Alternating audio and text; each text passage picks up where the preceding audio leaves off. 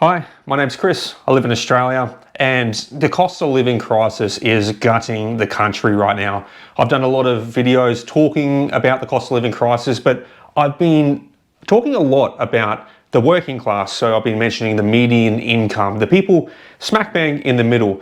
But today I want to have a look at the other end of the spectrum, not the rich end, not smack bang in the middle, but I want to have a look at the lowest class. I want to have a look at the people on social security and how that could be in the cost of living crisis. So the question that I have today, and you guys help me answer it, is it possible to live off Centrelink? So this question crossed my mind because me and my fiance, we're paying about $700 a week right now on rent.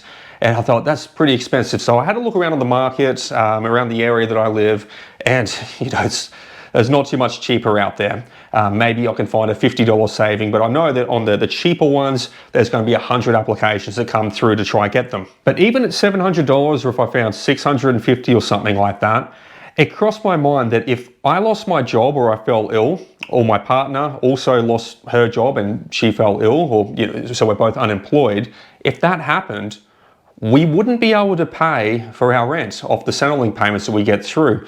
In fact, I did the math and the numbers on it, and if we both got Centrelink on JobSeeker, and we're trying to pay $700 a week rent right now, it would be 85% of the payment going straight across to the landlord. So we'd have very little to be able to eat. It wouldn't be affordable. We'd actually lose the house. Because we'd have to eat at some point and we'd miss rent payments, fall behind on rent, and would get evicted. So running through the math, including rental assistance and stuff like that, I worked out that each of us would have $60 per week to live off, and the rest of it would be going straight to rent. And $60 per week, you can't live off that. All your bills, all your food, all your expenses in life, your cost of living can't be done for $60 a week. So that's where I had the question. If I've done the numbers where I live right now, is it possible anywhere in Australia right now to live off Centrelink? So in this video, to try and answer the question, I'm going to run through a budget. I'll put a budget together and I'm going to see if it works on for pensioners, and I'm going to see if it works for the job seeker. Okay, but here's just a couple of cadences to it. So this is factoring that you do not own your own home, okay? So you have to pay rent out on the private market, and you're also not getting social housing right now. So if you're falling on hard times, you're falling sick, or you're on the pension and you've lost your place for whatever reason, and you have to go out in the private market, no support from the government with housing or anything like that, what would it look like? So for the pension right now, including the maximum rental assistance you can get, it's $1,390 per fortnight. And for the job seeker, single person, no kids or anything like that, just on job seeker getting the maximum rental assistance, I think it's $212 per fortnight. The total payment works out to pretty much $1,000 per fortnight. So I've put together a hypothetical budget here. I'm just going to read it off the screen. So groceries and household for the person, $110 per week. That's your food, laundry, liquids, whatever you need around the house, $110 per week. Your car, $70 per week. That's your fuel. That's your maintenance on the vehicle. That's your vehicle registration across the year, your insurance for the vehicle. Kind of package that all together across the year. If you average it out, it's going to be $70 a week. I've put down phone or data plan, $15 per week. So you being connected to the world, having a phone with, whether it be prepaid, whether it be a plan, whatever it might be, $15 per week, try and make it work. And I'll put down $25 per week for entertainment and leisure. So maybe it's that cup of coffee, maybe it's your Netflix subscription, maybe it's just the small little basic things, I guess, the smallest things, just so you have a minimum quality of life. $25 per week, I've put that into the budget. So the total across for the budget is $440 per fortnight. So we take that $440 per fortnight off of, say, the job seeker who's earning $1,000 per fortnight. That will leave you per week with $280 to cover rent, electricity, and water. Now, having a look around on realestate.com, I looked at a couple of different cities. You will not get a single bedroom unit or anything like that for $280 a week, including electricity and water. Or if you do it a little bit cheaper to factor, $30 a week towards electricity and water, say $250 a week, you will not find it.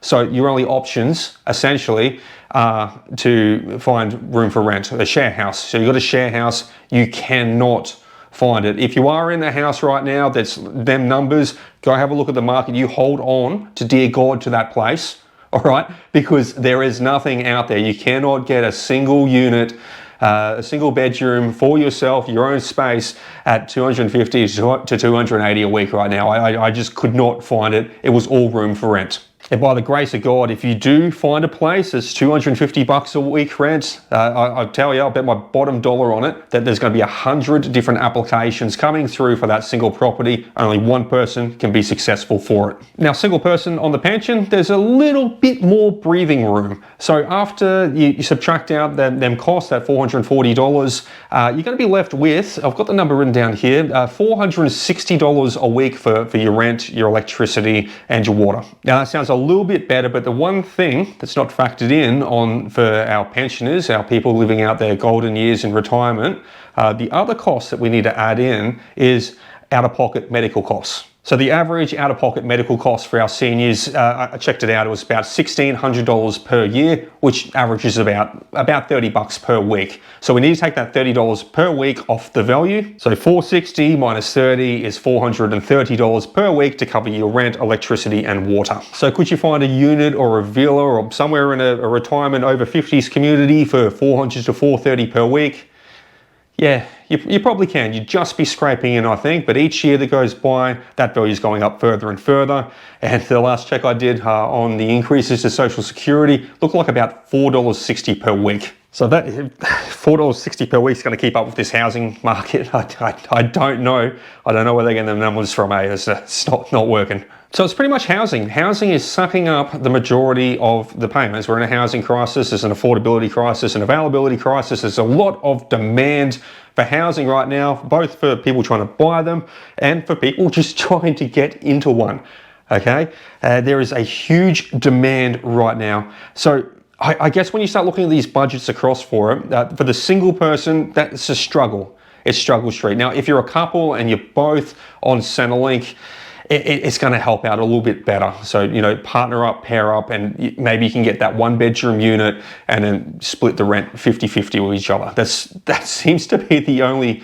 way to do it. So a couple on the pension, they get paid close to the highest. They're paid pretty well on it. But a couple on JobSeeker, they can probably just scrape through on a single bedroom unit. They might be able to just get into it. But there's other problems, of course, I'll address in a different video, which could limit them being able to get into the private market in the first place. But yeah, I've tried playing with these numbers and, the numbers just keep going up. We've got inflation kicking in. Each year goes up higher and higher. Your grocery bills are going up. Your rent's going up. The payments from, for Social Security doesn't seem to be going up in anywhere close to comparisons for it. Everything is going up. And I guess when prices keep going up like this, it's kind of like a ladder being raised, okay? As the ladder goes up, more and more people are kind of grasping, trying to grab that bottom rung, but it just doesn't seem to be happening right now. And I think we're finding more and more and more people being left behind.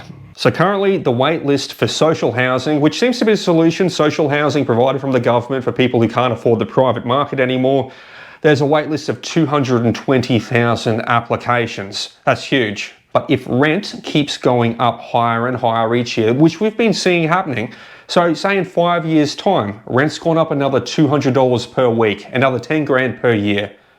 And people on Social Security are barely affording it right now, if they can even afford it. Correct me in the comments, guys. Can you afford it right now? But if it goes up another 10,000 over the next 5 years, an extra $200 per week in 5 years' time, well, these payments here, even the pension couple, they can't afford that. That's too much. Okay, that's absolutely grinding it out. Let alone the JobSeeker. The JobSeeker doesn't stand a chance in hell.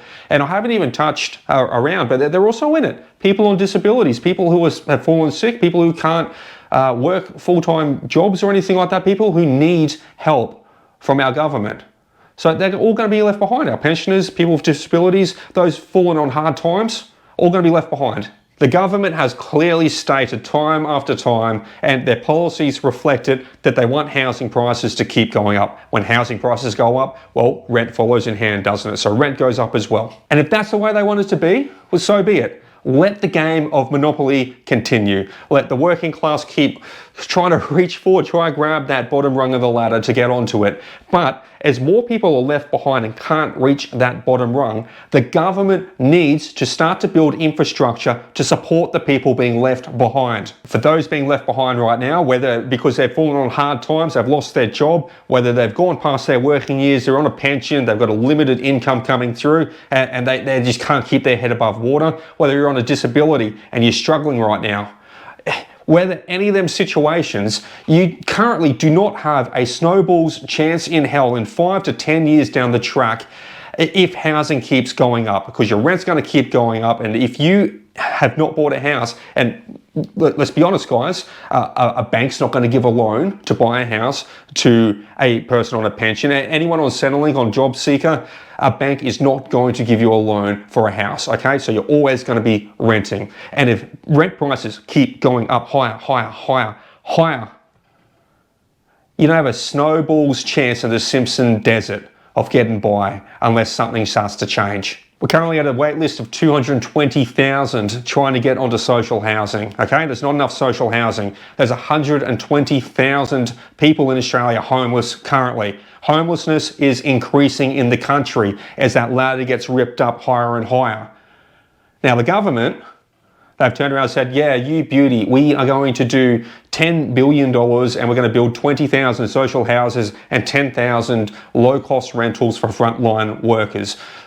You beauty. Okay, 20,000. That's less than 1/10 of the current wait list of people trying to get into housing. It's not enough. It's not even close to enough. The government's created this crisis, this housing crisis that we're in right now, and their actions are too little, too late. We need drastic change now. In my next video, I'm going to show you one way that we can solve the housing crisis in Australia. And it's going to be a full-blown attack on these bureaucrats, on these disgusting politicians with their snouts in the trough, just absolutely rotting the system. I'm going to show you, and I'm going to expose them, one way that we could balance the books out and create social housing across for everyone who's struggling in the country, build the infrastructure for the next generation of this country as well, simply by shifting some funds out of their pockets across to the people who need it the most. But if you're out there, let me know your thoughts. How are you surviving in all this right now? Are you getting by? Are you going backwards? The comment section's yours. And tune in, hit subscribe if you want to see me have a full go at the government on the next video. And yeah, guys, stay strong, hang in there, and I'll catch you on the next one.